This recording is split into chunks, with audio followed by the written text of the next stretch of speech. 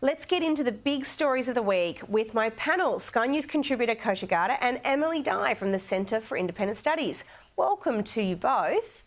Well, the defining image of the week has been Donald Trump's mugshot, released after being booked in a Georgia jail. Kosha, we've seen every scandal that has been managed to be put together involving Trump only improve his polling numbers. Is this situation going to be any different?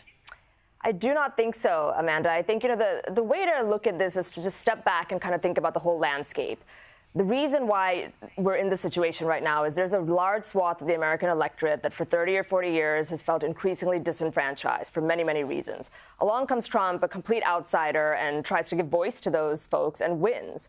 He was met with opposition, the likes of which has never before been seen, and they view this as something bigger than just normal presidential politics and the candidate Trump anymore, but it's about fighting back against that opposition when you go from protests to impeachments to now these indictments.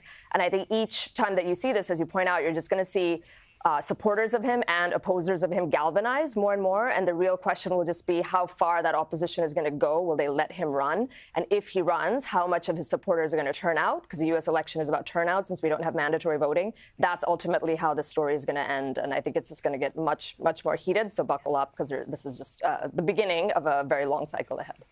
It does seem as though the more people try and take him down, the more it reinforces his narrative about the need to have an outsider and to, as he says, drain the swamp.